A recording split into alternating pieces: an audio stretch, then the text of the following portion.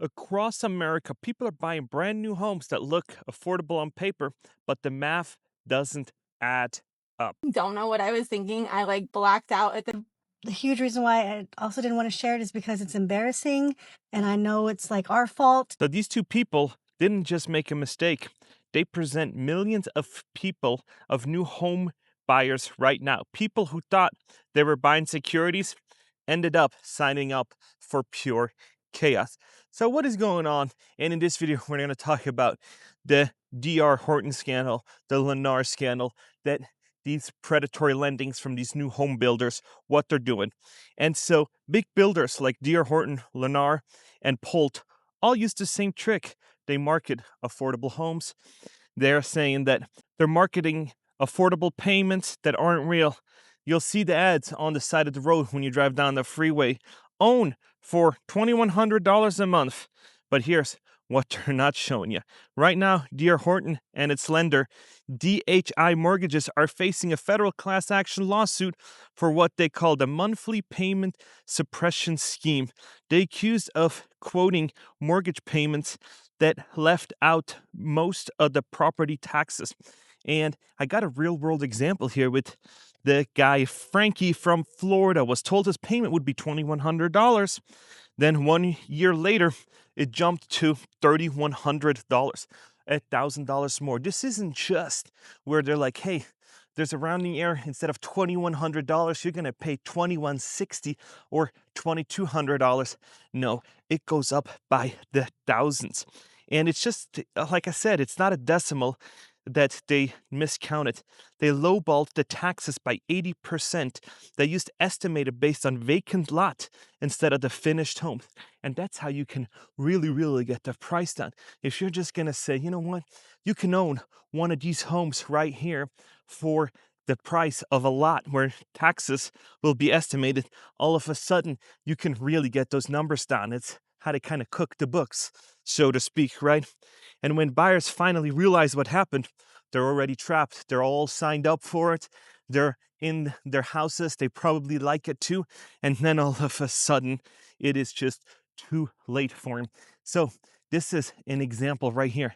New built, and all of a sudden, vacant lot. So what happens? They say, hey, we're going to assess the taxes on this empty lot. But actually, there's a house on it. Comes to find out once they sell the mortgage that, ooh, this isn't such a good idea after all. So let's look at one of these people, one of these ladies that I showed at the beginning that was so beaten up. She was at a car dealership though, and they're so beaten up about the paperwork that they just black out. And I think this is truly, truly what happens to so many Americans once they're in the finance office, once they're there, that they just black out. Let's watch this clip. Guys, listen. Every time I get on TikTok and I'm like scrolling and I see a video of people like talking about car payments and how ridiculous they are, I literally laugh. Not at them, but at me because my car payment, they're saying like $600, $800 is so bad. And my car payment is more than my mortgage. I literally don't know what I was thinking. I like blacked out at the dealership thinking I was like Kim K or something. But my car payment is astronomical. These people would stroke out if they knew what my car payment was. Just know that I pay half of my car payment every 2 weeks to keep myself from crashing out, because if I saw my car payment withdraw from my bank account all at once, I would crash out. And I don't know, I like thought I was Kim K, but my bank account don't. She blacked out. And this is common for a bunch of people that they're like, I don't know what happened. And it sounds dramatic, but this is how it goes. It's real. Buyers buying a home in 2025 is like a psychology marathon. Weeks of credit check, approvals, loan estimates. By the time you sit down and you sign, you're so exhausted. Same at the dealership. Some of it is probably meant to kind of beat you up, and some of it is just what they're trying to do. And the average closing package is 80 to 100 pages. You initial, you sign, you flip, you sign again. Every line looks like written by a lawyer who gets paid by the comma. It is just absolutely crazy. So people don't read. They can't. How are you going to read 80 to 100 pages, right? they just sign. And all of a sudden, that exact thing happens where there are people where she's like, I signed out, I blacked out. And the funny part is, I've been at these signing tables, and your realtor brings champagne. It's like it's going to be your house, and let's just initial here, here, here. They go over it. They have it all labeled, all bindered, all nicely done with yellow sticky notes. Sign here, sign here. Nobody really takes that into effect, right? And so if you like content like this, and you want to stay up to trends, give me a like and a subscribe and put that bell notification on so when I upload, you can watch my videos and get informed. So here we go. The numbers, the hidden costs that sink you. Property taxes reassessment. When builders sell you that new home, they often base the taxes of the lot value, not the finished property. These are some of the gimmicks that they play so you'll buy until they find out that once the mortgage sells, it's done. That's how your $2,100 payment becomes $3,100 overnight. And that's why they've been in class action lawsuits. And all of a sudden, they also have to introduce builder incentives program. We'll offer you $10,000 for closing costs. Keep the cost down for you. Hidden insurance and HOA inflation. In many states, insurance premiums are up 30% year over year. Some builders quote you the last year's rate so it doesn't jeopardize the deal. And this is just where we are in society, where they have to fudge the numbers. They're like bookies where they just have to kind of put the number in at the bottom and just making sure that you're signing up. And now we're going to see the irony of GPT, how you can protect yourself. Because I've seen it, and I've seen people now, especially Gen Zers in car dealerships and everywhere else, take a picture, upload it to GPT, say, does this seem right to you? Because they don't want to get trapped. They don't want to get burdened with all that debt. So let's watch this video of this car dealer basically saying that they're GPTing everything now, trying to get the real information. So there's this new wave of customers I've seen over the past 2, 3 months in the car business that I've never seen before 15 years in this business. It's primarily Gen Z customers. They will ask ChatGPT everything that a salesperson tells them. Pretty much ChatGPT is their car god, okay? Now there's some good things and some bad things about this. The good thing is that it rules out all customers that are lowballers because ChatGPT will tell them there's no way in you know what that you can buy this car for this price out the door. The bad thing about it is it's a skinny deal. But as all salesmen say, an X is an X. So, for instance, we had a customer here today on a Kia Sportage LX, Gen Z, right? Probably like 22, 23 years old.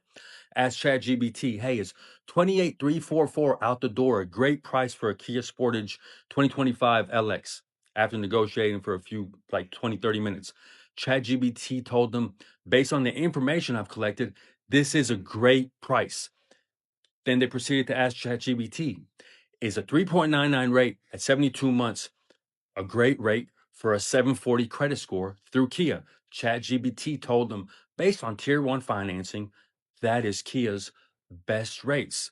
So pretty much we proceeded with everything ChatGPT told them and went through finance, delivered the car. It was a car deal. The great thing about it is that, hey, if they want to buy the car and ChatGPT is their best friend, cool, we're good with it. But they're not going to take the salesperson's word for granted. It's pretty much ChatGPT or nothing. Tell me if y'all seen these waves of customers come through the dealership. I think we're going to see a lot of them over the next few years. A car deal is a car deal.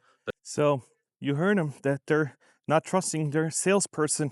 And we're going to see that in the real estate world too, where they don't trust a real estate agent. They got to verify with their AI tool, take a picture, unbiased answers. All of a sudden, we're seeing that, yeah, we're going to need artificial intelligence to buy a home because you don't trust the real estate agents, you don't trust the salesperson. And this is just crazy how this is all going. So, to the builder's defense, what they're saying is, of course, it's not their fault. Their lawyers claim that you should have read everything. It's in the contract. It's right there. It's 80 pages long. So this is exactly what we've been telling you, that everything's in the contract legally written, and you're at fault because you didn't take the time. You were too eager to sign a paperwork, drink champagne afterwards, and that is it. In their court filing, D.R. Horton denies wrongful. They call the taxes an estimate, not a promise. But for families who budgeted like that, it is a disaster, and they cannot get out of it. And it's not just finances, it's construction defects, complaining, or piling up. Homeowners report brand new homes with cracks, leaks, mold, and all kinds of stuff. And so let's watch this video of this woman saying that she got swindled into it. The real estate agent wasn't truthful and everything else. And so she would have probably benefited from an AI companion. And let's watch this video. So something life-altering has happened to me and my family, and I've been debating about whether I want to talk about it or not. But I just saw a TikTok of a guy that went through the exact same thing. The only difference was, in my opinion, it's worse for my family than what he went through. But I just saw that, like, he got through it, and so I'm gonna go ahead and share my story. And another the huge reason why I also didn't want to share it is because it's embarrassing, and I know it's like our fault, and we should have done our research, and we should have known better. So the blame is on us, but you live and you learn, and we've definitely learned from this experience. But what happened is that we purchased a home last year, last December. We moved into it was our second home, so we had sold our first home, and we were able to purchase the second home. It was a beautiful home. The price was higher, definitely higher than our first home, but it was something that was doable for us, and it was our dream home. And we thought that we were going to raise our children in this home, and we were going to have this home for a very long time. And the mortgage was 3832, which might seem high for some, but for us it was fine. We could do that. And so then in February, we received the new mortgage for the year that had like the escrow and all that, and it showed that we had an escrow shortage of $23,000 because whenever they had calculated the mortgage and the property taxes back in whenever we had purchased the home, they calculated it for the land. They didn't take into account that a home was going to be on the land. So whenever they realized, oh, there's a home on the land, then it gave us an escrow shortage of that $23,000. So our mortgage went from $3832 to around $7,200 a month, $7,200 and change. So 3832, affordable. 7,200, no way we can do that. No way at all. Whenever somebody had mentioned how, a new home, they probably did calculate land value, so it's probably going to go up. I was thinking, oh, maybe it'll go up $1,000, and I was prepared for that. Like, okay, we can do it. We can even though to me, like, that's expensive. Like a $4,800 mortgage is a lot for me. But I was like, we can do it, no problem.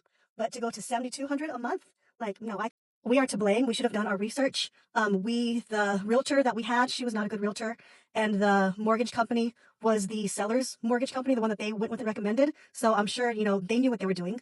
They knew that they calculated land value, and they showed us that 3832 because they knew that what we could afford, and we would purchase the home. And they knew that if they had told us the truth of how much it would be, that we probably wouldn't have purchased the home. So they knew what they were doing. So while it is our fault, we should have done the research and found out, that the price was only land value and it wasn't calculated correctly. I still feel like they, just being decent humans, they should have let us know that it's going to go up. So we have this escrow shortage. Thankfully, I called. So the mortgage company sold it to another mortgage company. So I called them, and what they did, I let them know, I'm like, we're going to sell our home. We're going to put it on the market. Like, we can't afford this. So they said, okay. So what they did was they stretched that 23,000 escrow shortage. They stretched it out for 3 years, which dropped our mortgage to now, I think it's 5,166 is what we're paying right now, which is still a lot, but our home is for sale.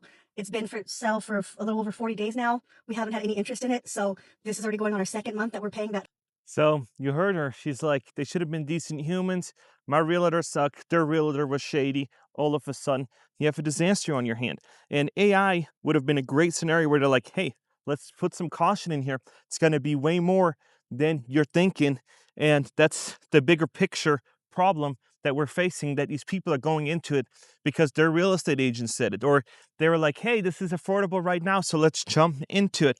And it's built with some logic. Car loans, student loans, sign up now, pay later. And all of a sudden, the pay later part is going to destroy you. And so this is why I'll tell you always, this is why I always tell you, do your research. Ask for foreclosure breakdown. Never sign a number that you can't explain. Don't rely on builders, the builder's lender, get an outside quote, see what it is, shop around. You're doing it in cars, shop around. Just because they pulled your credit at the dealership doesn't mean anything. Go to another dealership, see if they can match it, do better. And some people are embarrassed. Some people are like, oh, I'm already here for 3 hours, so just let this wrap up. There's so much money on the line. 3 hours might pay you $500-$600 an hour because you've already been sitting there if you go to another dealership because you're going to get another $2,000-$3,000 off. And the closing of the illusion of homeownership. I got swindled. I signed the paperwork, and now you have the mess on your hand. And this is what I've been telling all my viewers. Know what you get yourself into. If you've never done it, rely on AI, rely on shopping around, getting quotes. Because if you're going to shop around 3 times, the likelihood of 3 people trying to swindle you is just not there, right? One of them's going to be way off, and then you have the conversation.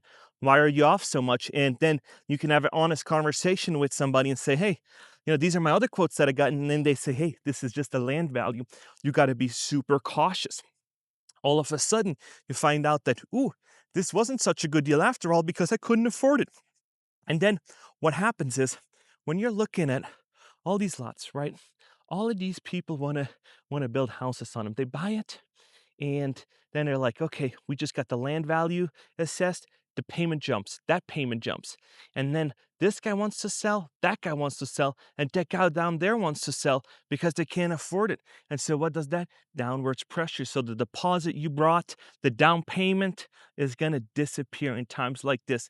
We are not in 2020 anymore where there's 8, 9 offers the day it hits the market with $50,000 over asking price. And yeah, the times are gone. And all of a sudden, you just have to deal with the consequences. You have to deal with the chickens that came home to roost because that was your doing. And she said it, I'm embarrassed. So wouldn't surprise me if some of you guys as friends did something like that. They're just embarrassed. And this is what I always tell them. When it comes to finances, when it comes to stupid decisions, your friends aren't going to just come and say, hey, I did a really stupid financial decisions. No, you got to open up, be vulnerable first.